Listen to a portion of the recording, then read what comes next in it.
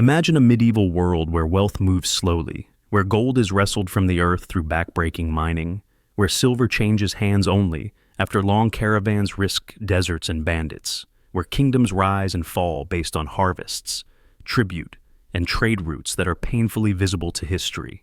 In such a world, money leaves footprints. It always does. Coins tell stories. Ledgers whisper origins. Mines scar landscapes. Trade creates records, rivals, taxes, disputes. Wealth, in the Middle Ages, could never simply appear.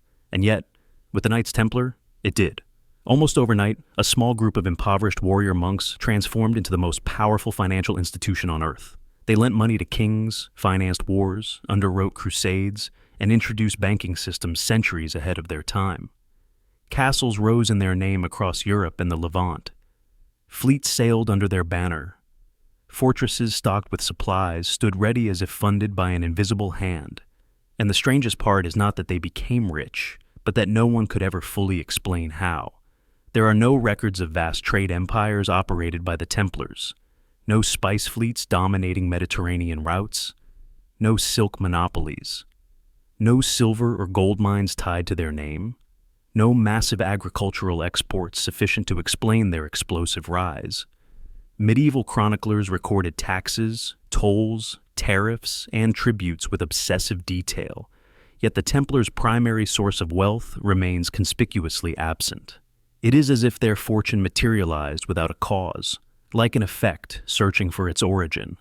This sudden wealth did not trickle in gradually. It surged. Within decades of their founding, the Templars were lending enormous sums to monarchs who themselves were perpetually bankrupt. Kings who could barely pay their armies were suddenly borrowing from a religious order sworn to poverty. The contradiction should have been impossible. Where did monks, forbidden from personal wealth, acquire enough gold to rival crowns? Some historians point to donations from grateful nobles, but even that explanation collapses under scrutiny. Donations alone do not build transcontinental financial systems. Charity does not fund standing fleets, fortresses, vaults, and early forms of international banking. The scale is wrong. The math does not work.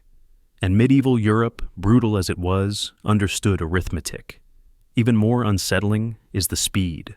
Wealth usually accumulates slowly, generation by generation, but the Templars leapt across centuries of economic development in a single lifetime.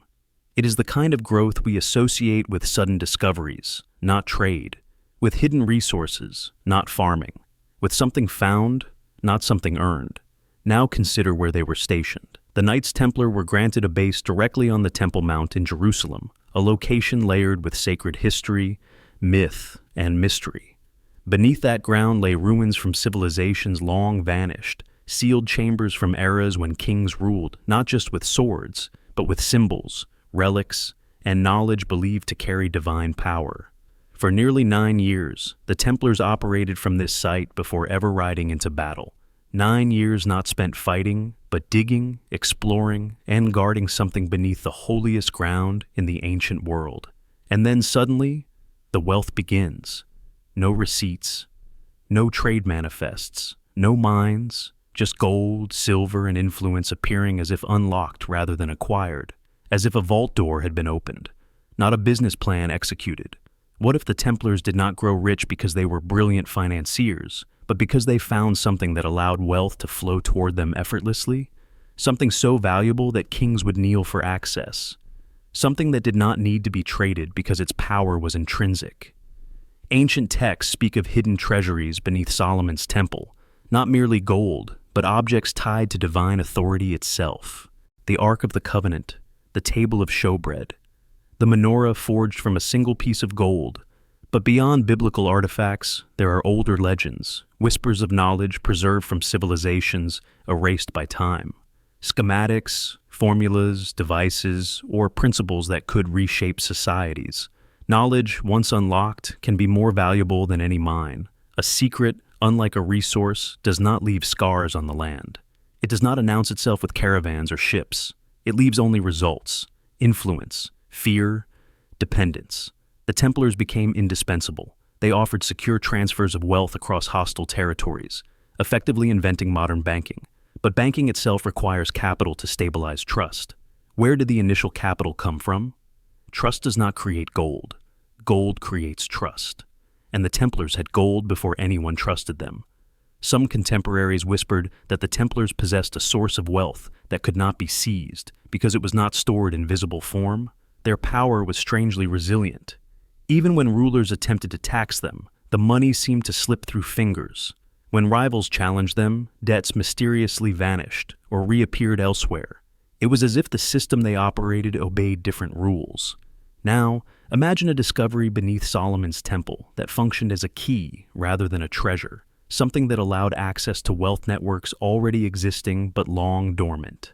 Ancient alliances, forgotten vaults spread across the known world, or even knowledge of how to manipulate economic systems themselves. Control of value is more powerful than possession of gold.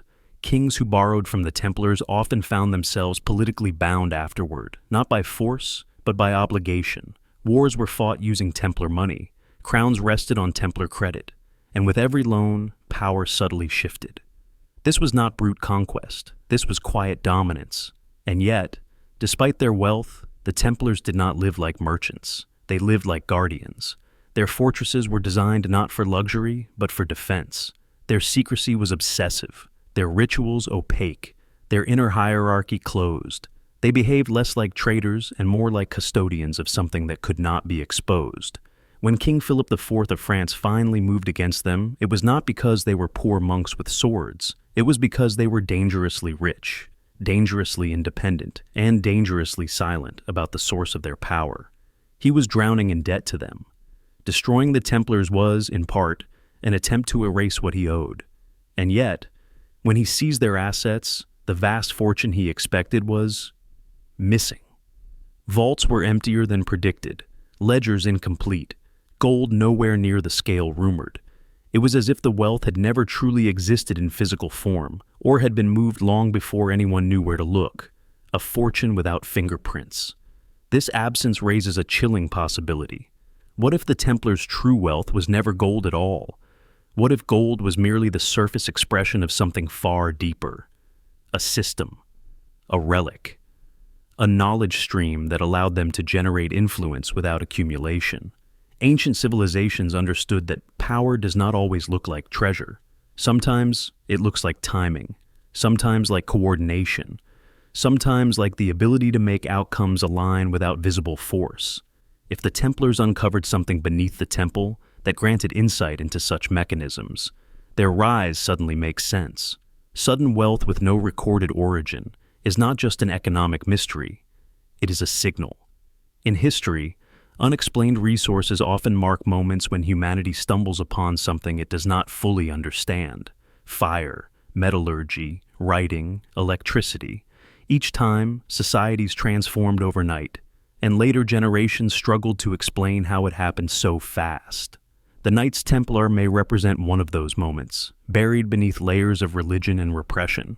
A group that touched something ancient, powerful, and unspeakable, then built a global system around it before anyone else even knew the rules had changed. And if that wealth came from something found beneath Solomon's temple, not mined, not traded, not taxed, then the question is no longer how they became rich. The question becomes far more unsettling. What did they find that made wealth almost irrelevant? And more importantly, where is it now? In a world where symbols were everything, where a single mark carved into stone could declare allegiance, faith, or death, the Knights Templar left behind something profoundly unsettling. Not just crosses, not just Christian iconography, but symbols that did not behave like religious marks at all. Symbols that seemed to look upward rather than inward. Symbols that pointed not to heaven, but to the sky itself. At first glance, the carvings appear subtle, almost accidental. Lines intersecting at odd angles. Dots clustered with strange precision. Shapes that resemble crosses only until you look closer, until the arms are uneven, until the proportions feel wrong. Medieval crosses were standardized, their geometry sacred and strict. These were not. These symbols break symmetry. They ignore theology. They obey a different logic. When historians first cataloged Templar markings in chapels, tunnels, and fortresses across Europe and the Holy Land, they assumed variations in craftsmanship or local artistic flair. But Repetition ruins that explanation. The same strange configurations appear thousands of kilometers apart.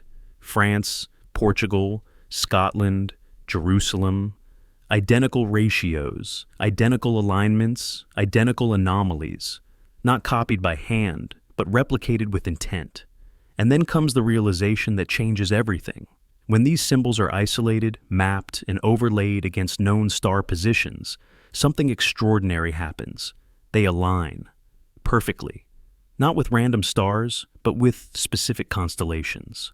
Orion, Pleiades, Sirius, Draco, patterns ancient civilizations across the world associated not with gods, but with origins, cycles, and watchers. The markings stop behaving like religious art and begin behaving like celestial diagrams. This is not unprecedented. Long before Christianity, civilizations encoded astronomical knowledge into temples, pyramids, and stones. Göbekli Tepe, Stonehenge, the pyramids of Giza, all show obsessive attention to the sky, to precession, to stellar cycles spanning tens of thousands of years. The sky was not decoration. It was memory, a cosmic record carved into earth. So why would a Christian military order, sworn to the cross, carve symbols that mimic star maps? The official explanation collapses quickly. The church discouraged astrology. Star worship bordered on heresy. Medieval Christians viewed the heavens as God's domain, not a map to be decoded. And yet the Templars did exactly that, quietly, persistently, and in places hidden from public view. These symbols were not meant for congregations. They were placed underground, behind walls, in sealed chambers, seen only by initiates, which raises an unsettling possibility. These were not religious symbols, they were instructions. Star maps are not decorative. They are directional. They encode time, position, and movement. They tell you where something was, where it will be, and sometimes where it should be observed from. When ancient cultures wanted to preserve knowledge across catastrophes, they looked to the sky because it changes slowly. Mountains erode, cities burn, stars endure. If the Knights Templar found something beneath Solomon's temple, something ancient, something not meant to be understood by medieval theology, how would they preserve its knowledge without attracting suspicion?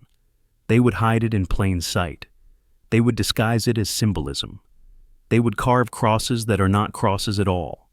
Some of the most disturbing carvings resemble not just constellations, but moments in time, specific alignments that occur only once every tens of thousands of years due to Earth's axial precession. This is not knowledge a 12th century knight should possess. This is not knowledge taught in monasteries. This is the language of deep time. The symbols also refuse to orient themselves to churches or altars. Instead, they align to cardinal directions, to solstices, to rising points of stars long and visible to the naked eye due to atmospheric and light limitations of the era. Whoever designed them was not guessing. They were calculating. Why would the Templars need such precision? Consider this. If what they found beneath Solomon's temple was not just an object, but a system, a mechanism, or a knowledge framework tied to cosmic cycles, then understanding the sky would be essential. Ancient legends repeatedly claim that divine knowledge came from the heavens, that gods descended, that watchers observed humanity from above, that certain stars marked times of return. If the Templars believed or discovered evidence suggesting that something beneath the temple was connected to the sky, then these symbols were not art. They were documentation, a way to preserve information without writing words that could be read, condemned, or destroyed. Words can be burned. Symbols endure. Even more unsettling is where these star-like carvings are placed, often near entrances to underground chambers, near sealed tunnels, near points where excavation abruptly stops, as if marking locations of significance, as if saying not what is here, but when it matters. In some sites, the symbols appear incomplete unless viewed together, as if fragments of a larger map scattered across continents. This suggests coordination, a distributed archive, knowledge broken into pieces so no single location could betray the whole truth. And then there is the absence. If these were crosses, why are they never mentioned in church records? Why are they absent from official Templar iconography? Why did inquisitors, obsessed with heresy, never publicly decode them? Either the symbols meant nothing, or they meant something so dangerous that even naming it was forbidden. The Templars were accused of worshipping strange idols, of secret rituals, of knowledge that corrupted faith. The charges sound absurd until you consider that symbols shape belief. A star map is not neutral. It implies that meaning does not flow only downward from God, but outward from the universe. It implies cycles older than Scripture, truths not confined to doctrine. To medieval authority, that was treason of the highest order. If the Templars carved the sky into stone, they were making a claim without words, a claim that something beyond Rome, beyond Jerusalem, beyond kings and popes, governed reality. Something vast, something periodic, something returning. The most chilling thought is this: what if the symbols are not maps of stars as they are now, but as they were, or as they will be? What if they mark a time when the sky looked different, when something arrived, or will arrive again? Ancient texts across cultures speak of ages when the gods walked among humans, then departed, promising to return when the heavens realigned. If the Templars found evidence of such cycles beneath Solomon's temple, then carving star maps would be the only way to preserve that knowledge without speaking it aloud. Not prophecy, coordinates. And if that is true, then these symbols were never meant for us. They were meant for those who knew how to read them, those initiated into a tradition far older than Christianity, a tradition that understood the sky not as decoration, but as a clock. The cross points inward toward salvation. A star map points outward toward origin. One asks for faith, the other demands understanding. The Knights Templar may have sworn allegiance to the cross in public, but in stone, in shadow, beneath the world, they left a different language entirely, a language written in light years and millennia, a reminder that whatever they found did not belong to one religion, one era, or one planet. And if those symbols truly reflect the sky, then the most terrifying question is no longer why the Church feared the Templars. It is why they were watching the stars at all. Long before history learned how to lock its secrets behind official doctrine, knowledge moved differently. It hid itself inside whispers, inside symbols, inside texts that were never meant to survive. And yet, some did. Not because they were allowed to exist, but because someone believed they were too important to disappear. These were the manuscripts the Church would later ban, condemn, and attempt to erase. Texts labeled heretical not always because they were false, but because they described things that could not be controlled. Among these forbidden writings, there is a recurring and deeply unsettling theme: hidden chambers, sealed vaults, underground spaces beneath sacred sites, constructed not as tombs, but as containers.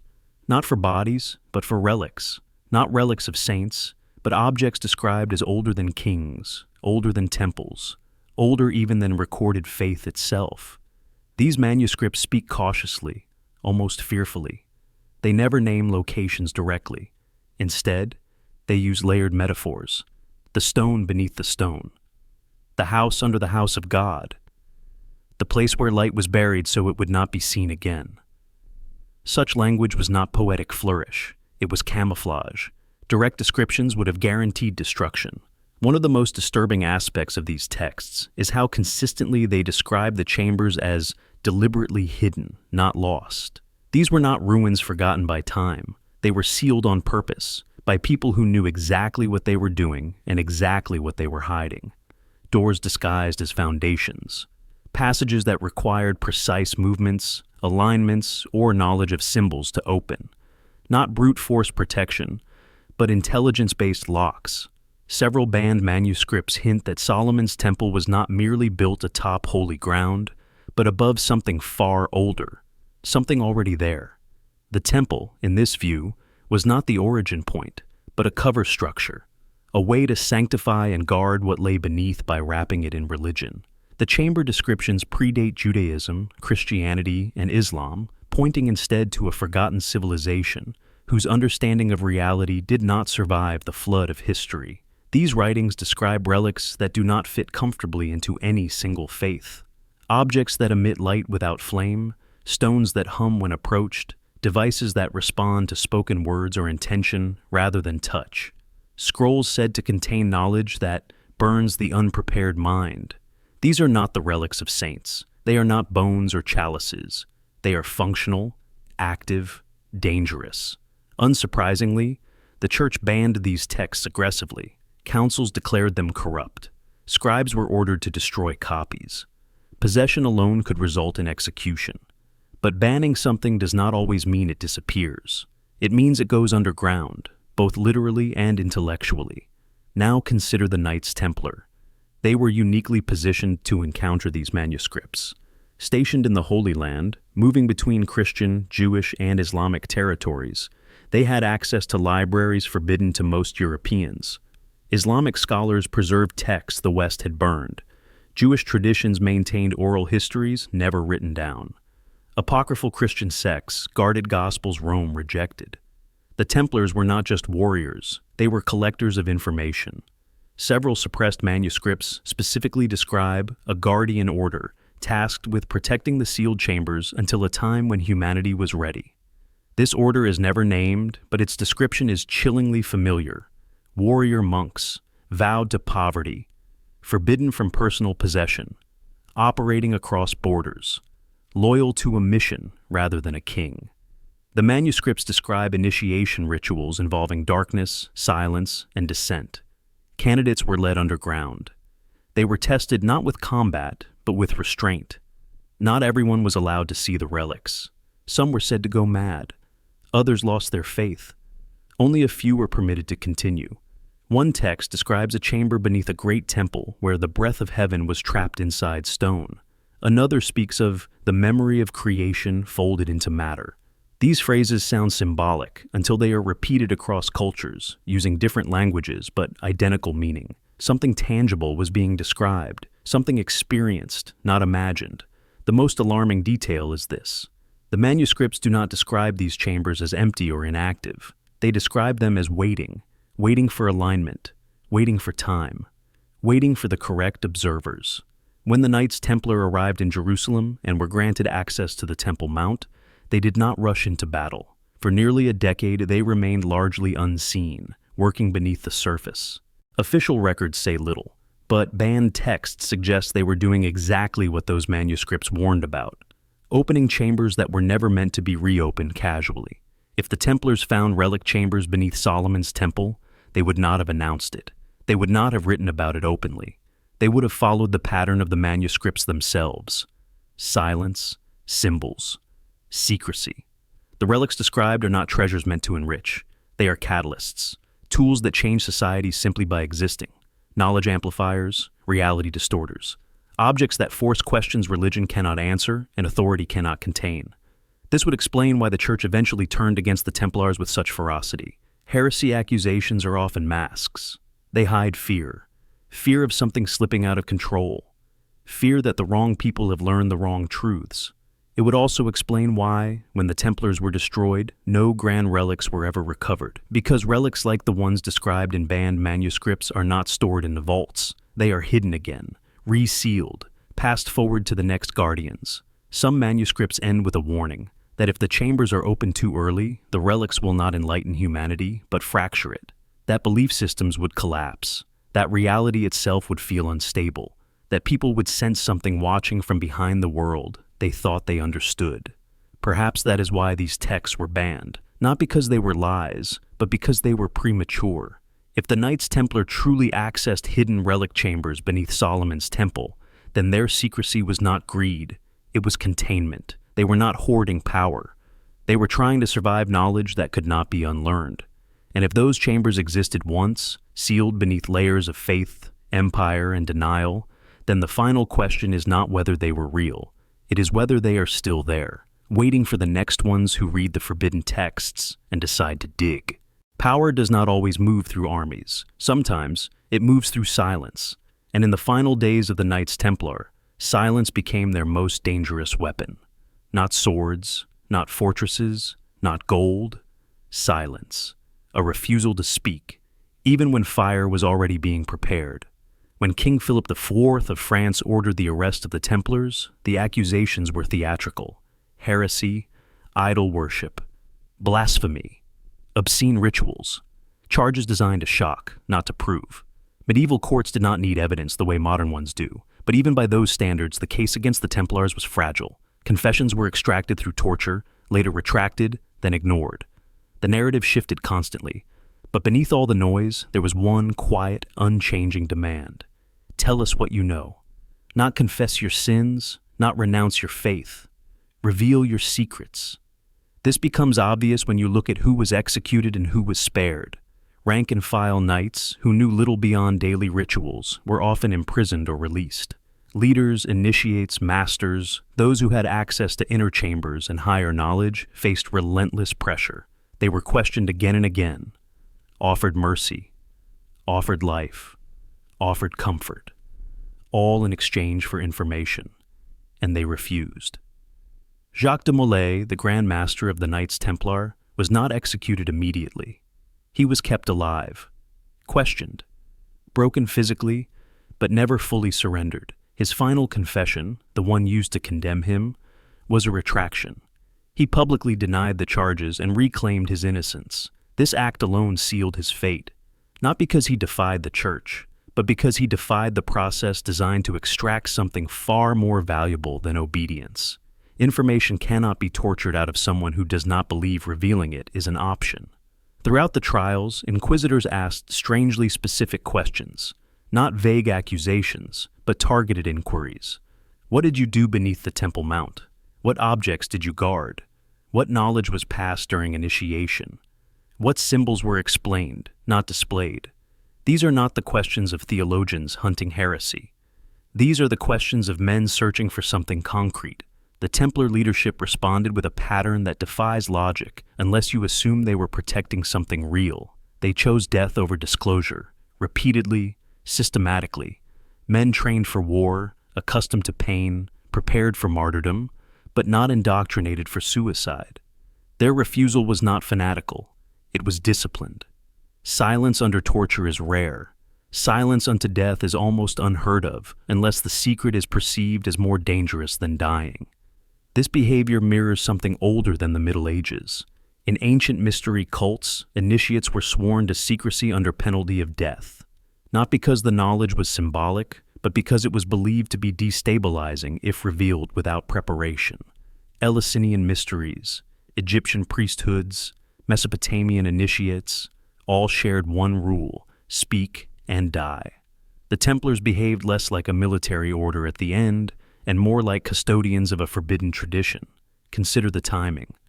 The Church had tolerated, even protected the Templars for nearly 2 centuries. Their wealth, secrecy, and independence were long-standing issues. If greed or political rivalry alone were the cause, destruction would have come earlier. Instead, the crackdown came suddenly, decisively, and with an urgency bordering on panic. Something changed. Shortly before the arrests, rumors spread through Europe of strange discoveries in Jerusalem, of documents translated from ancient languages, of relics unseen by the public, of knowledge that did not align with doctrine. While official records remain silent, the behavior of those in power speaks volumes. Panic does not come from rumors alone, it comes from confirmation. During interrogations, Templar leaders were not asked to surrender property first. They were asked to explain symbols, to decode rituals, to identify objects described by their enemies but never publicly shown. This suggests that the authorities already knew something existed. They just did not know where it was, how it worked, or how to control it. If the Templars had found nothing beneath Solomon's temple, if their secrets were merely internal traditions or financial tricks, revealing them would have been trivial compared to death. Exposing banking methods would not collapse civilization. Explaining rituals would not threaten cosmic order. Yet, the leaders chose fire. One execution stands out. Jacques de Molay and Geoffrey de Charnay were burned alive on an island in the Seine. Witnesses recorded that de Molay died calmly, calling not for mercy, but for justice. And then, according to legend, he issued a curse. Within a year, both the Pope and the king who condemned him were dead. Legends often grow around coincidence, but legends also grow around fear. A curse is only frightening if people believe the speaker possessed something beyond words. Why were the executions public? Because the authorities needed to send a message, not just to suppress rebellion, but to warn others who might possess similar knowledge. Silence this or burn. And yet, despite torture, threats, and death, no revelation came. No grand confession explaining the inner workings of the order. No disclosure of hidden chambers. No list of relics. No explanation of symbols. The silence held. This creates a paradox. The Templars were accused of heresy, yet executed not for proving guilt, but for refusing to cooperate. They died not because they spoke, but because they would not. In modern intelligence terms, this resembles a classified asset elimination. When information cannot be extracted, the source is neutralized, not as punishment, but as containment. If the Templars had uncovered something beneath Solomon's temple, something that challenged theological authority, historical narrative, or humanity's understanding of its place in the universe, then disclosure would have been catastrophic to the power structures of the time. Better to burn the guardians than risk the knowledge escaping. The fact that nothing was recovered afterwards suggests the strategy partially failed. You cannot seize what you do not understand. You cannot destroy what you cannot find. And you cannot extract knowledge from men who believe silence preserves the world. Some accounts claim that certain Templar leaders were secretly spared, disappearing rather than dying. Whether true or not, it reflects a deeper intuition. That knowledge does not vanish with executions. It moves, it hides, it waits. The refusal to reveal information cost the Templars their lives, but it may have saved something far larger. A truth not meant to surface violently. A relic not meant to become a weapon. A system not meant to be owned by kings. When you strip away the drama, the torture, the flames, what remains is chillingly simple. The most powerful men in medieval Europe killed the leaders of the Knights Templar not because they knew everything, but because they would not tell anything. That is not how you punish criminals. That is how you silence guardians. And if guardians existed, then what they guarded was real enough to die for. Which leaves us with one final, uncomfortable thought. If the secret was never revealed, then it was never destroyed. Beneath one of the most contested cities on Earth, beneath layers of stone, prayer, blood, and history, there exists another Jerusalem. Not the one of streets and shrines, but a shadow city carved into bedrock. A city of tunnels, passages, chambers, corridors that do not appear on tourist maps and are never discussed in official sermons. And most unsettling of all, many of these underground structures are not ancient ruins left open to time. They are actively sealed, guarded, controlled by modern military authority. This alone should give pause. Jerusalem is a city where every stone is argued over, cataloged, excavated, and fought for.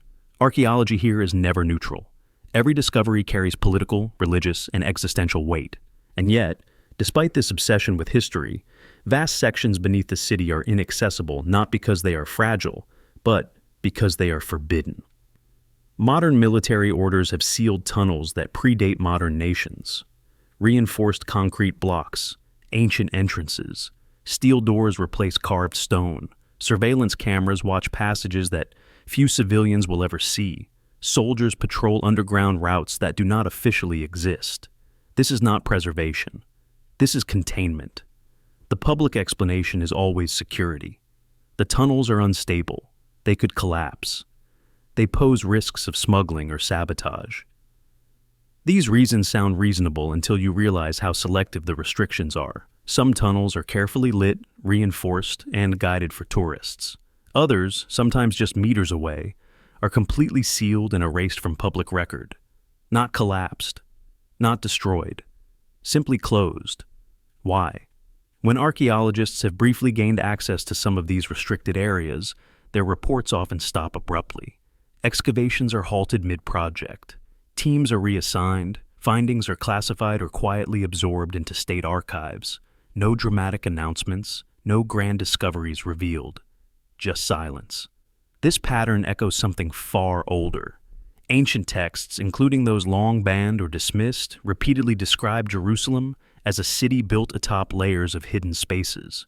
Not random caves, but intentional chambers. Rooms beneath rooms. Tunnels connecting sacred sites in ways the surface architecture does not explain. These texts warn that not all spaces beneath the city were meant to be reopened once sealed. Now consider the Knights Templar again. They were granted access to the Temple Mount at a time when no modern state, no archaeologist, no historian would ever be allowed such freedom. For years, they operated beneath the most sensitive ground on Earth, and after their destruction, that access vanished. Centuries passed, empires rose and fell, but the underground remained. Fast forward to the modern era. As technology advanced, radar imaging, ground-penetrating scans, and accidental construction projects began revealing just how extensive the underground network truly is.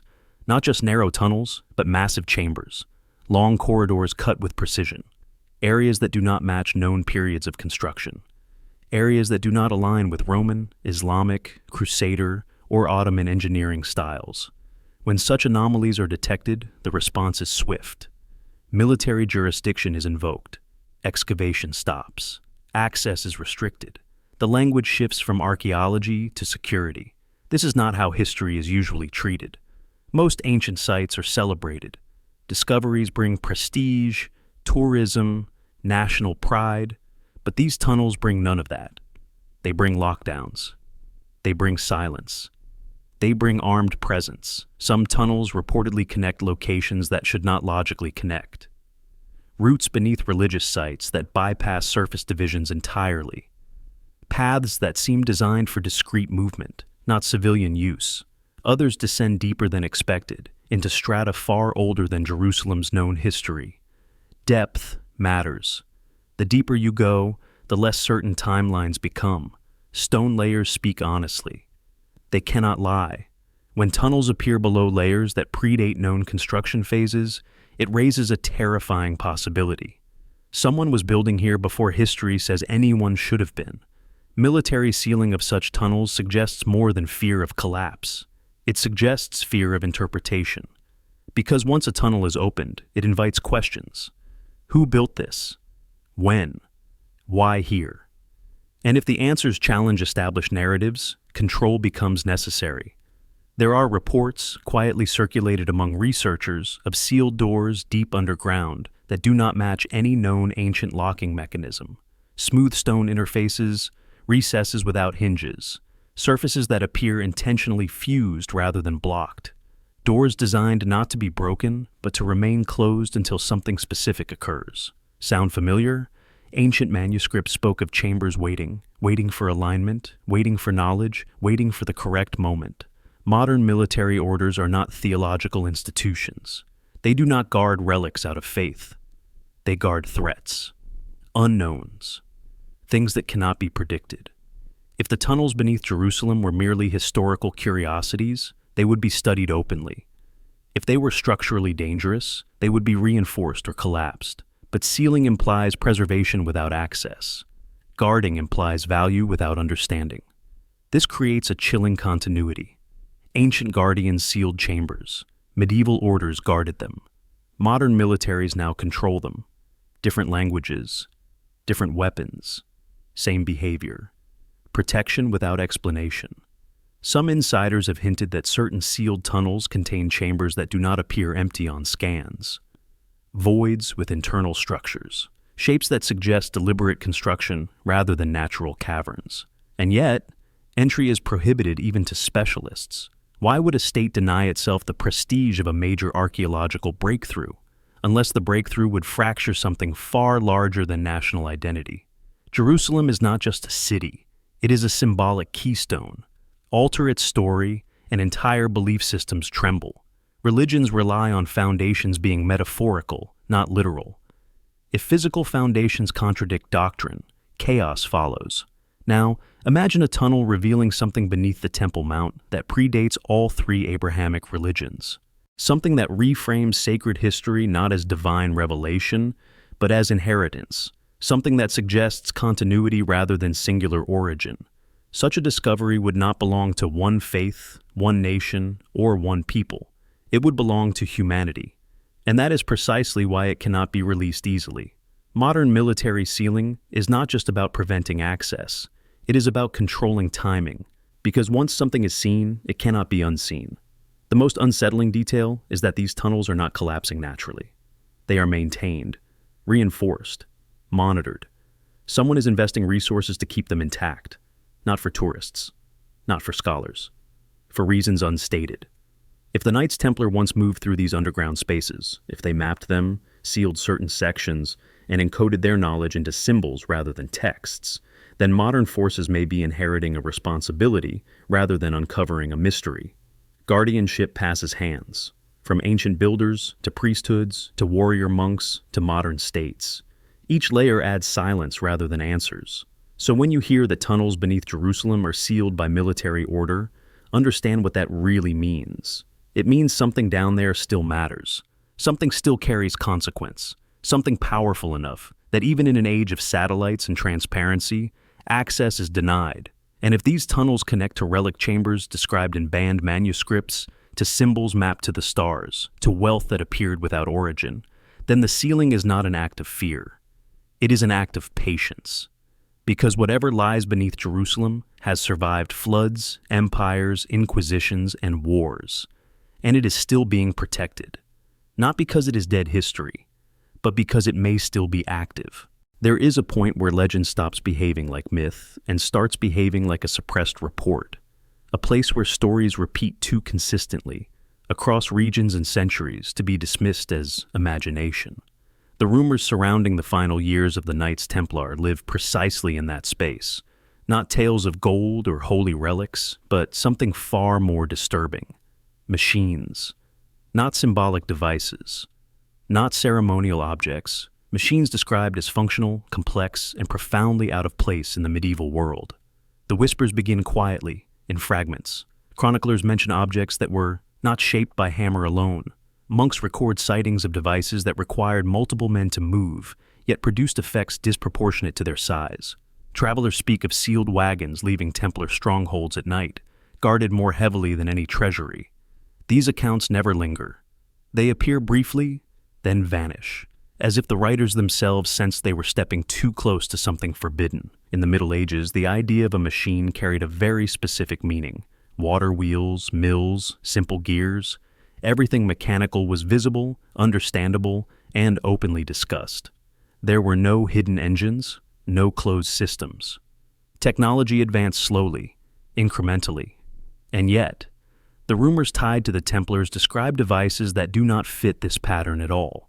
They speak of enclosed mechanisms, of moving parts that could not be seen, of objects that produced sound without visible motion, of light without flame, of weight without apparent mass.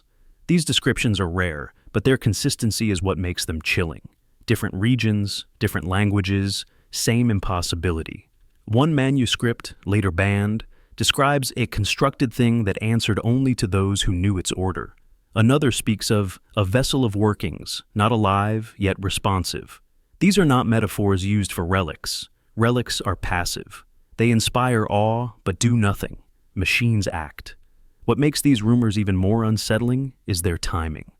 They appear only in the final decades before the Templars' destruction, not at the beginning of their order, not during their rise, but at the moment when pressure from kings and the church intensified, as if something had changed, as if the Templars had moved from guarding to extraction. If the Templars found ancient chambers beneath Solomon's temple, as many suppressed texts suggest, it is possible that what they uncovered was not merely symbolic knowledge or ritual objects, but technology. Not technology in the modern sense of circuits and code, but engineered systems based on principles lost to history. Ancient civilizations were not as primitive as we are taught. This is no longer speculation. We know of mechanisms like the Antikythera device, a machine so advanced it should not have existed in its time. We know of Roman concrete that outperforms modern formulations. We know of precision stonework that modern tools struggle to replicate. These are not miracles. They are evidence of knowledge that appeared, vanished, and left only anomalies behind. Now imagine something even more advanced, something intentionally hidden.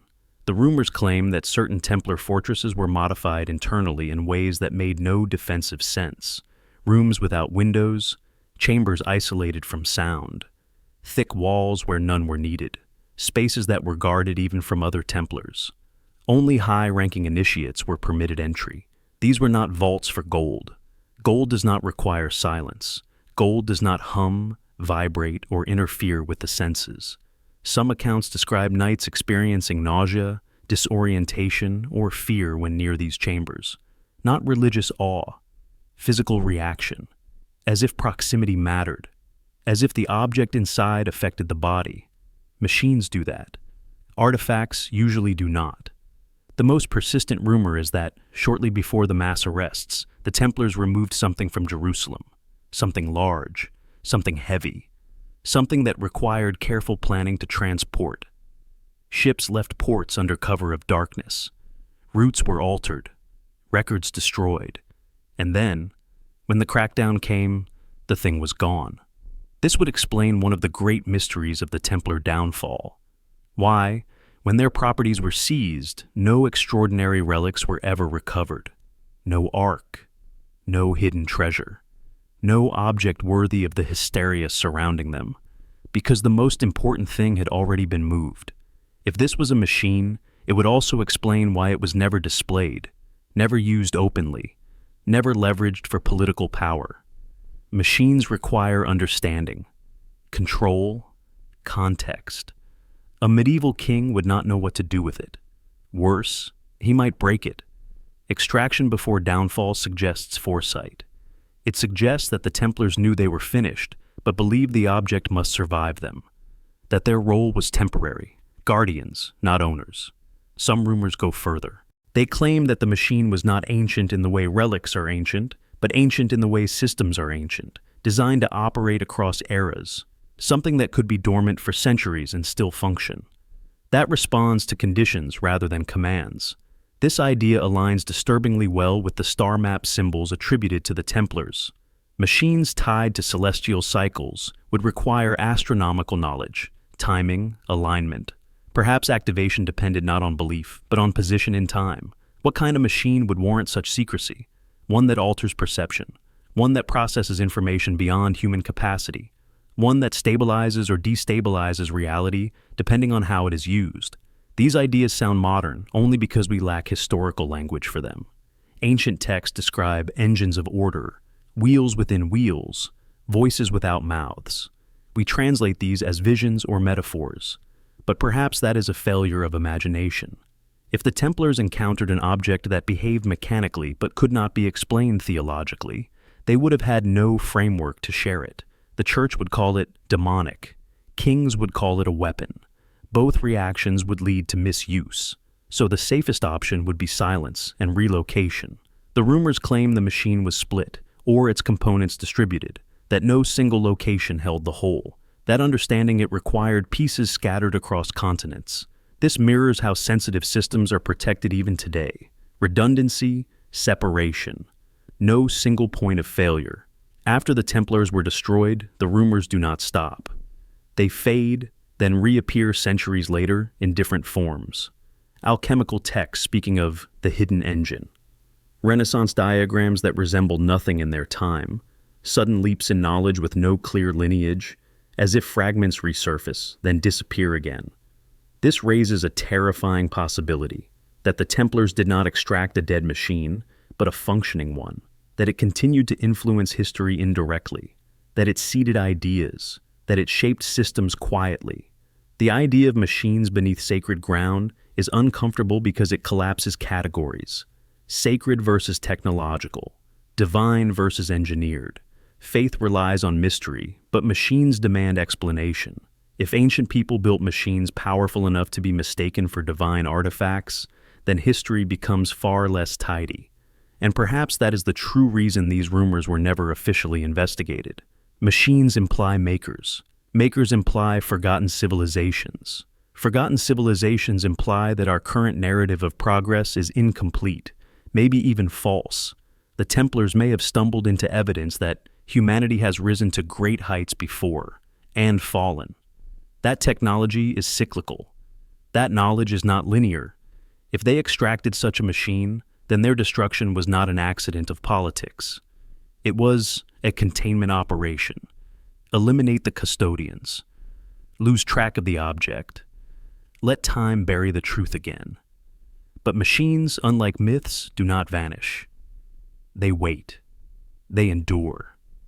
They resurface when conditions align. So, when you hear rumors of machines rather than artifacts, understand why that distinction matters. Artifacts belong in museums. Machines belong in systems. Artifacts inspire. Machines operate. And if something beneath Solomon's temple was engineered rather than sacred, then the Knights Templar were not guarding faith. They were guarding functionality, which means the real danger was never what they believed. It was what they had in their possession. And if it was extracted before their downfall, then somewhere, even now, that machine may still exist. Not glowing, not roaring, but waiting, silent, intact, just as it has before. And history, unknowingly, may still be moving around it. Long after the fires died and the last Templar banners vanished from Europe, something strange happened. The story did not end. It changed its voice. It shed armor and swords and reappeared wearing aprons, compasses, and symbols carved not into shields, but into minds. Where the Knights Templar were erased from history through violence, another brotherhood rose quietly in the centuries that followed, never claiming power through force, but through lineage, memory, and guardianship. They called themselves Freemasons, and from their earliest inner traditions, they made a claim that few outside their highest circles ever fully understood. That they were not inventors of a tradition, but inheritors of one, that something had been passed down, and that it had never belonged to the church, the crown, or the public. Within Freemasonry, there exists a persistent assertion, never shouted, never formally declared, but repeated in symbols, rituals, and degrees, that their order traces its spiritual descent not merely to medieval stonemasons, but to a much older current of knowledge, a current interrupted violently in the 14th century, a current the Templars once carried, and at its center, something referred to only obliquely as the discovery. They do not describe it openly. They do not display it. They do not define it in words. Instead, they surround it with allegory. The lost word, the hidden light, the unfinished temple, the secret buried beneath sacred ground. To outsiders, these sound like moral metaphors. To initiates, they point to something far more literal. Freemasonic ritual is obsessed with concealment, recovery, and guardianship. Not conquest, not revelation. The central drama is not creation, but preservation. Something was found. Something was hidden. Something must be protected until the right time. This is not how purely symbolic systems behave. Symbols usually explain. These symbols obscure. One of the most striking elements is Freemasonry's fixation on Solomon's temple, not as a place of worship, but as a structure, as architecture, as a project interrupted and resumed. The temple is not treated as a theological miracle, but as a technical achievement containing deeper layers than Scripture admits. Masonic lore repeatedly refers to what lay beneath the temple, not just what stood above it. This mirrors, almost too precisely, the legends surrounding the Knights Templar. Freemasons do not deny this connection outright. Instead, they acknowledge it indirectly. Certain high-degree rituals reference a persecuted order, destroyed by corrupt authority, whose wisdom survived by going underground. The language changes across regions, but the pattern remains. Knowledge survives persecution by hiding inside form, inside ritual, inside fraternity. The claim of descent is not about bloodlines, it is about custody. Freemasons describe themselves as builders, not destroyers. But what they build is not always physical. They build continuity. They build memory. They build a system capable of carrying something dangerous through time without exposing it. And that something is never defined as faith alone. The most guarded aspect of Freemasonry is not its symbolism, but its silence. Lower degrees are taught morality, higher degrees are taught restraint, and the highest degrees are taught responsibility. Responsibility for something that must not fall into unprepared hands. This raises a chilling question. Responsibility for what? Some Masonic texts, never intended for public reading, describe a charge that was inherited, not created. A duty to guard a truth discovered long ago, one that could destabilize belief systems if revealed without context. The language is careful. They do not say what the discovery was. They describe what it does. It alters perception. It reframes origin. It collapses false divisions between sacred and constructed reality. Freemasons often emphasize that their knowledge does not contradict religion, but transcends it. That religion teaches morality, while their tradition preserves structure. This distinction matters. Morality governs behavior. Structure governs reality. If the Knights Templar uncovered something beneath Solomon's temple that suggested reality itself was engineered, cyclical, or governed by principles beyond theology, then passing that knowledge openly would have been impossible. The church would have destroyed it. Kings would have weaponized it. Humanity would have fractured under it. A fraternity, bound by oath, layered initiation, and symbolic language would be the only viable vessel. Freemasonry's global spread follows no obvious pattern of conquest or trade. It appears quietly among elites, thinkers, architects, scientists, and statesmen, people positioned not to rule directly, but to shape systems, laws, institutions, cities. This mirrors guardianship, not dominance. Another unsettling detail is Freemasonry's obsession with geometry, sacred geometry, proportions that appear in nature, in stars, in atomic structures. Geometry is not belief-based, it is descriptive. It does not require faith, it requires recognition. If the discovery involved understanding the underlying structure of reality, geometry would be its language. Freemasons also insist that their highest truths cannot be written down, that words are insufficient, that only experience, progression, and context allow understanding. This is exactly how one would treat something powerful but dangerous. You do not explain it. You prepare people for it. Critics dismiss Freemasonry's claims as myth-making, but myths usually inflate importance. They do not enforce restraint. They do not insist on silence. They do not warn repeatedly that the truth must be protected from misuse. Freemasonry does. The claim of guardianship becomes even more unsettling when you consider what Freemasons do not claim. They do not claim ownership. They do not claim to use the discovery. They claim to guard it, to keep it intact, to prevent premature exposure. This aligns disturbingly well with the idea that the Knights Templar extracted something before their downfall, something too dangerous to leave behind, something that required a new form of custody after the old one was destroyed. The Templars were warriors. They could protect physically. Freemasons are builders. They protect structurally. Both serve the same function in different eras. And then there is the language of return. Freemasonic texts speak of a time when the unfinished work will resume, when the lost word will be restored, when the temple will be completed, not as a building, but as understanding. This is not apocalyptic prophecy. It is conditional, dependent on readiness. Readiness of whom?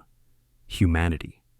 If the discovery was something that reframed humanity's place in the universe, revealing that gods, temples, and even history itself were built atop older systems, then revealing it too early would shatter civilizations. Better to let humanity evolve technologically and philosophically until it can absorb the truth without collapsing. This would mean Freemasonry's role is not to enlighten, but to delay, to ensure continuity without exposure, which leads to the most unsettling implication of all. If Freemasons truly claim descent and guardianship of the discovery, then the discovery still exists. It has not been lost. It has not been destroyed. It has not been mythologized into irrelevance. It is being watched, passed down not as an object on display, but as a responsibility carried quietly across generations. Hidden not in vaults alone, but in systems, symbols, and shared understanding. Protected not by walls, but by timing. And if that is true, then history is not simply a record of what happened. It is a controlled release of what humanity is allowed to know, when it is allowed to know it. The Knights Templar may have been burned, their order erased, their name condemned, but their function may have survived intact, transferred into a form far harder to destroy. Not an army, not a church, a network. And if Freemasons truly guard the discovery, then the most important secret in human history is not buried beneath Jerusalem anymore. It is moving through time, waiting, just as it always has. There is a moment when coincidence collapses under its own weight, when repetition becomes pattern, when similarity, spread across continents and centuries, stops behaving like chance and starts behaving like intent. The maps associated with post-Templar voyages sit precisely at that threshold. At first glance, they appear like ordinary medieval charts, coastlines, ports, sea monsters sketched into unknown waters. But when you step back, when you stop reading them as navigation tools and start reading them as records of something else entirely, a disturbing picture emerges. After the Knights Templar were dissolved, their ships did not all disappear. This is a historical fact, quietly acknowledged but rarely emphasized. Several fleets vanished from European ports in the chaos following the arrests. No wrecks were found. No battles recorded. They did not sink. They relocated. And wherever these ships may have gone, something followed them that did not behave like religion, culture, or trade. Structures. Across Europe, the Mediterranean, parts of Africa, and later, inexplicably, in the Americas, researchers have identified architectural sites that share proportions, orientations, and internal layouts so precise that independent invention becomes implausible. These are not identical in decoration or material, but in geometry, in ratios, in alignment, in purpose. The same underlying blueprint expressed through different stone, different symbols, different cultural masks. What makes this especially unsettling is timing. Many of these structures appear suddenly, without local architectural evolution. No gradual experimentation, no prototypes. Just full execution, as if the builders already knew exactly what they were doing before the first stone was laid. When these sites are plotted on modern maps, another layer reveals itself. They align not just with geography, but with astronomy. Ley lines, star risings, solstices, precessional markers, the same celestial logic encoded into Templar symbols reappears at these distant locations, as if someone was recreating a global network based on a single reference system, and that system did not originate locally. Consider this carefully. Medieval Europe did not possess the surveying tools necessary for such precision across long distances. Latitude measurement was crude. Longitude was nearly impossible before accurate clocks. And yet these structures show placement accuracy that should not have been achievable at the time. This implies one of two things. Either the builders had access to lost methods of measurement, or they were following pre-existing coordinates.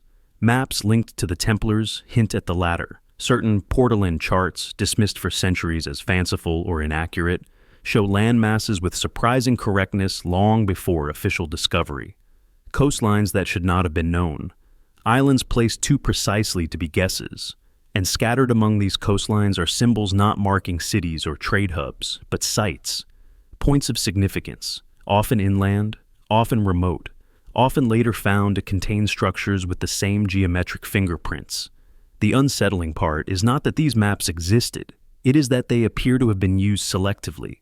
The Templars did not colonize, they did not establish empires, they did not plant flags. Instead, the structures appear like anchors, nodes, fixed points in a much larger system. Many of these sites share specific traits. They are built on elevated ground or at natural intersections of terrain. They incorporate underground chambers. They favor silence over visibility. They are often repurposed later by religious authorities, built over, rebranded, absorbed into local myth. This is exactly how something inconvenient survives. You do not destroy it. You reinterpret it. If the Knights Templar had extracted a discovery from beneath Solomon's temple, something not meant to remain in one place, then dispersal would be the only safe strategy. One site is vulnerable. A network is resilient. The maps show routes but not trade routes. They show points but not destinations. They resemble deployment charts more than navigation guides, as if someone was placing something into the world rather than moving through it. And then comes the most disturbing pattern of all. When you overlay these sites with seismic data, magnetic anomalies, and natural energy concentrations, correlations appear. The structures often sit atop fault lines, underground water flows, or unusual geological formations. This is not accidental. Ancient builders across the world understood Earth as a living system, not inert rock. They built where the planet itself was active. Why would medieval knights care about such things? Unless what they were placing or reconstructing interacted with the environment in ways that mattered. Machines require power. Systems require stability. Knowledge requires context. The idea that the Templars may have rebuilt or reactivated an ancient global framework is unsettling because it implies continuity. That civilization has risen, fallen, and left behind infrastructure more than once. That what we call history is merely the latest layer over something far older. Some of the structures attributed to post-Templar influence are astonishingly out of place. Stone constructions in regions with no tradition of stone architecture, precision cuts in cultures known for wood or earthworks, orientations toward stars not emphasized in local mythology. It is as if an external template was imposed gently, quietly, without explanation. Maps recovered from later centuries, often attributed to Renaissance explorers, show revisions that do not make sense if based solely on exploration. They correct coastlines inland. They mark inland points with significance disproportionate to any known settlement. These corrections appear as if the map makers were inheriting older data rather than collecting new observations. Knowledge does not always move forward. Sometimes it resurfaces. If the Knights Templar carried fragments of an ancient system, whether technological, astronomical, or structural, then spreading it globally would have been an act of preservation, not conquest. A way to ensure that no single purge, no single empire, no single catastrophe could erase it completely. This also explains why these structures are rarely celebrated as Templar achievements. There are no plaques, no records, no triumphal inscriptions. Visibility would invite destruction. Silence ensures survival. Over time, local cultures adapted these sites to their own belief systems. Shrines, chapels, sacred hills, places of taboo. The original function blurred, but the structure remained. This is how deep systems persist. They let surface meaning change while core geometry stays intact. The maps, then, are not maps of the world as it was. They are maps of the world as it needed to be arranged. Identical structures appearing after Templar voyages are not evidence of influence alone. They are evidence of coordination, of intent carried across oceans, of a mission that did not end with the Order's destruction, but changed form. And if Freemasons later claimed guardianship of the discovery, this global pattern suddenly makes sense. You cannot guard something static forever. You must distribute it, encode it, anchor it into the world itself. The most unsettling realization comes when you ask a simple question. Why have these structures never been fully connected publicly? Why are they studied in isolation, explained locally, never acknowledged as part of a system? Because systems imply design, and design implies designers. If a global network was rebuilt or reinforced after the Templar voyages, then humanity is living inside infrastructure it does not recognize. Structures older than nations, older than religions, structures whose purpose may no longer be active, or may simply be waiting. The maps do not scream this truth. They whisper it. They show repetition without explanation, precision without context, knowledge without authorship.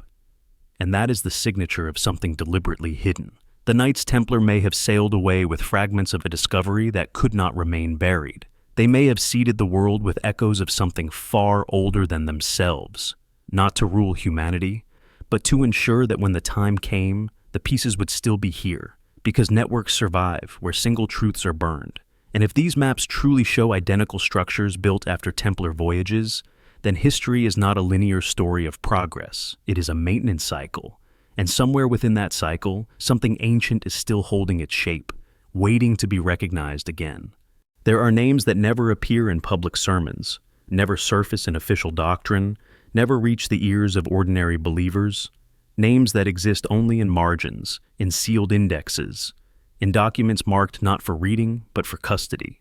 Within the Vatican archives, among texts restricted not just by language but by clearance, there are references so rare that most historians never encounter them at all. One such reference appears again and again, scattered across centuries, written by different hands in different eras, yet always treated the same way, with caution, with restraint, with fear. They call it the Vessel of Awakening, not a relic in the conventional sense, not a chalice, not a bone, not a crown. The language used to describe it is unusually precise and unusually evasive. It is never described as holy in itself.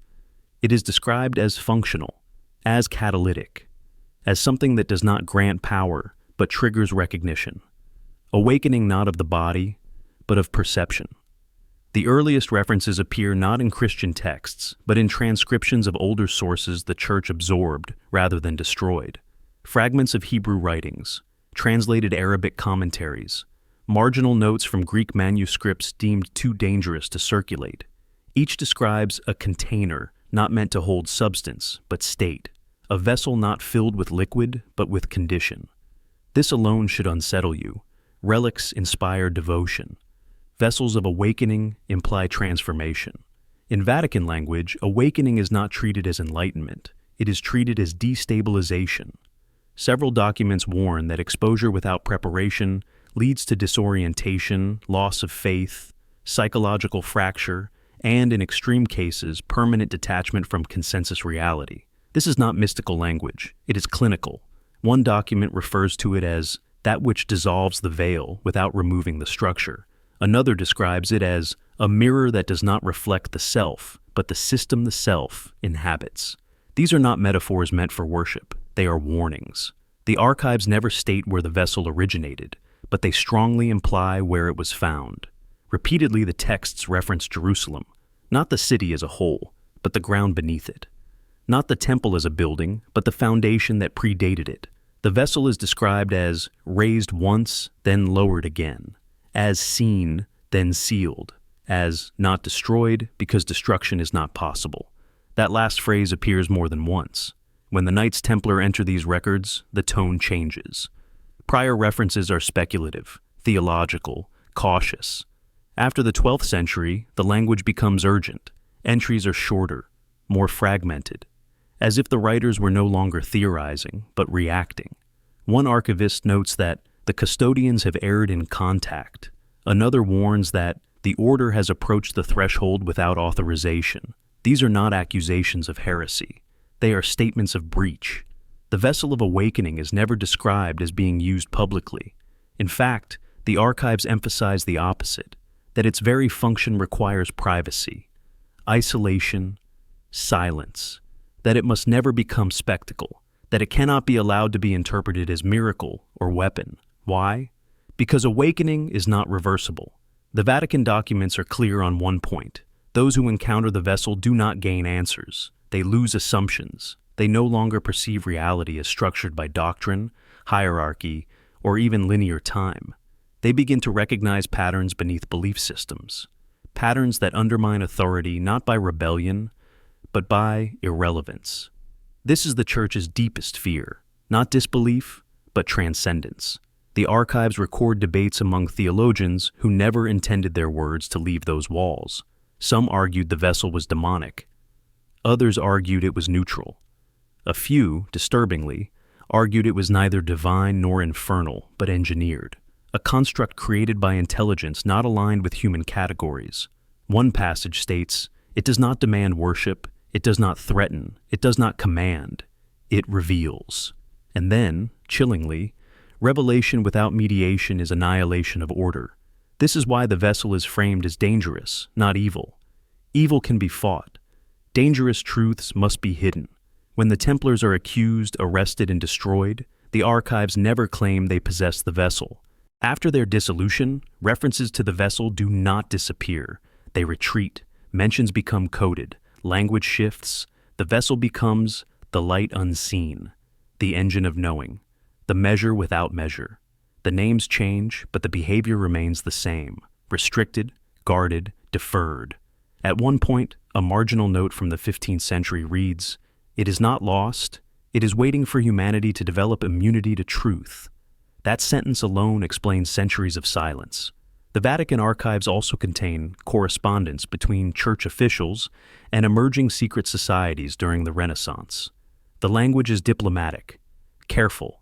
It suggests transfer not of ownership, but of responsibility. A recognition that the Church could no longer act as sole guardian without contradiction. Faith and awakening could not coexist openly. If Freemasons later claimed guardianship of the discovery, this archival shift suddenly makes sense. The Church did not lose control, it relinquished it strategically. Because institutions survive by adapting, the vessel of awakening is never said to be destroyed, because destruction implies materiality. Instead, it is described as dormant, inaccessible, removed from direct influence, shielded not by walls alone, but by context. Without the correct understanding, it does nothing. Without preparation, it overwhelms. Some texts suggest it was moved, others imply it was divided. Still others hint that the vessel is not singular, but a system requiring specific conditions to function: location, alignment, observer state. This aligns disturbingly well with the star maps, the machines, the global structures, the tunnels sealed by military order. Pieces of a larger mechanism designed not to rule humanity, but to wake it. And that is precisely why it cannot be released. Awakening collapses hierarchies. It dissolves fear-based obedience. It renders external authority symbolic rather than absolute. A civilization unprepared for that does not ascend. It fragments. The Vatican does not fear awakening because it is false. It fears awakening because it is premature. The final references to the vessel are not warnings. They are reminders that humanity is still maturing, that belief systems are still necessary scaffolding, that to remove the scaffold too early is to let the structure collapse. One archivist, writing centuries ago, leaves a line that feels less like doctrine and more like resignation. When the vessel opens again, there will be no argument, only recognition. No angels, no demons, no judgment. Recognition. And that may be the most terrifying possibility of all, because if the vessel of awakening exists, and if it still waits beyond doctrine, beyond nation, beyond time, then history is not moving randomly toward the future. It is being delayed, not to suppress humanity, but to protect it, until the moment when awakening no longer destroys belief, but integrates it, until the moment when humanity no longer asks who controls truth, but understands how truth functions. And when that moment arrives, the vessel will not need to be revealed. It will be obvious. Because awakening does not announce itself. It simply makes pretending impossible. For centuries, the word treasure has shaped how we imagine the past. We picture chests bursting with gold, jewels catching torchlight, coins stamped with forgotten kings. We assume that if an order rose and fell amid whispers of immense wealth, then that wealth must have been material, heavy, shiny, easy to steal, easy to count. But what if that assumption is the greatest mistake history ever made? What if the reason the Knights Templar's treasure was never found is because everyone was looking for the wrong thing? Gold is passive. It sits. It waits. It does nothing unless someone spends it. But the power attributed to the Templars did not behave like gold. It did not diminish when seized. It did not vanish when their estates were confiscated. It did not reappear melted down in royal treasuries.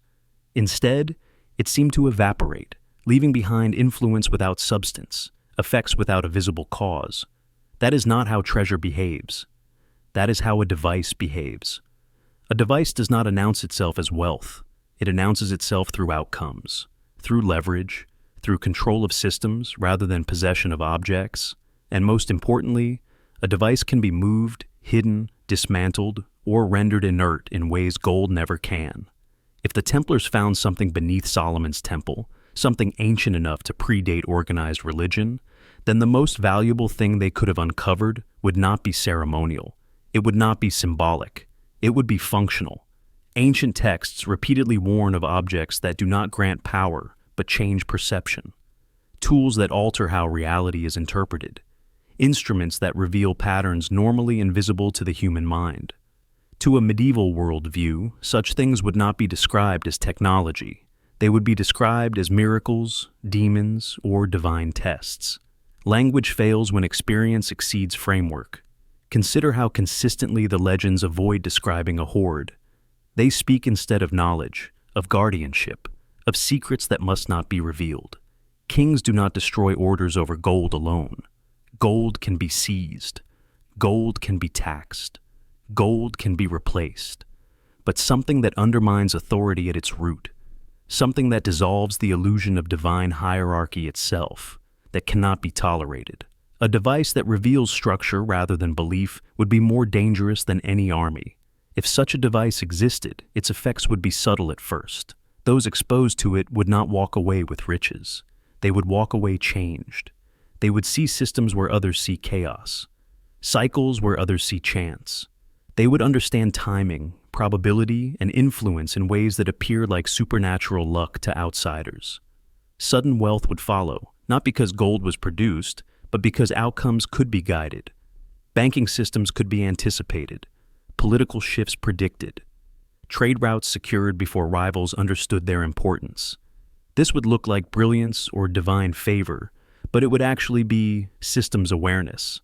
A device that amplifies cognition does not need to rule openly. It allows its custodians to move history quietly. This reframes everything about the Templars, their obsession with geometry. Their star-mapped symbols dot their underground chambers. Their silence under torture dot their willingness to die rather than explain.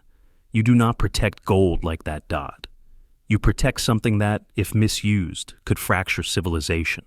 The most chilling aspect is that a device does not need to be constantly active. It can be dormant, waiting for alignment, waiting for the right conditions.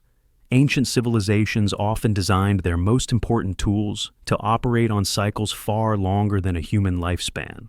Precession, solar ages, planetary alignments.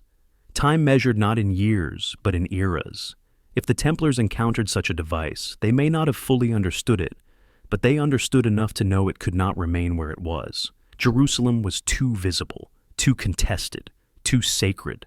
A device hidden there would eventually be fought over, misinterpreted, weaponized. So, it would have to be moved. This explains the sudden urgency before their downfall. The sealed wagons, the vanished fleets, the empty vaults. It explains why nothing tangible was ever recovered, because the true treasure was never meant to sit in a chest. It was meant to be preserved intact, invisible, inaccessible to those who would misuse it. A device also explains why the church's response was so extreme. Heresy accusations are tools. They create moral permission for destruction. But beneath the charges, the questions asked by inquisitors were technical. What did you see? How did it work? Who had access? Where was it taken? These are not the questions you ask about belief. These are the questions you ask about an object, and yet no answers came, because explaining a device without the framework to understand it would be worse than silence. To describe it partially would invite dangerous experimentation. To describe it fully would require reshaping worldview itself. Silence was containment. If Freemasons later claimed guardianship of the discovery, that claim makes far more sense in this light. They do not display artifacts. They preserve methods, rituals, progressive initiation, geometry, preparedness. A device that alters perception would require users to be psychologically and philosophically ready. Otherwise, the result would be madness, fanaticism, or tyranny. Guardianship would not mean using the device. It would mean ensuring it is never used prematurely. This also explains why references to the device shift in language over time. Chalice, vessel, engine, light, mirror. These are attempts to describe function, not form. Ancient writers did not lack imagination. They lacked vocabulary. Modern language gives us a clue. We no longer define technology by appearance. We define it by effect. Information processing, systems interaction, feedback loops, awareness amplification. A device that awakens is not mystical. It is transformative. And that may be the most terrifying realization of all. That humanity may have encountered such a device before, that we may have been judged unready. That history itself may be structured around delaying re-exposure until civilization can survive it. If the treasure was a device, then it was never lost. It was never buried as punishment. It was safeguarded, passed forward, hidden not to hoard power, but to prevent catastrophe. Gold tempts greed. Devices tempt domination. The Templars may have understood that some things cannot belong to anyone. They can only be watched over, protected from kings, popes, and even from humanity itself, until the moment arrives when awakening does not destroy meaning, but deepens it. So, when we ask what happened to the Templar treasure, the answer may be profoundly uncomfortable. It did not disappear. It did not enrich anyone. It did not sit waiting to be found by modern archaeologists. It moved out of reach, because the greatest treasure is not wealth. It is understanding. And understanding once released too early can be more destructive than ignorance. If the treasure was a device, then history is not missing gold. It is missing context. And somewhere, whether sealed beneath stone, dispersed across systems, or dormant beyond recognition, that device may still exist, silent, intact, waiting not for belief, but for readiness.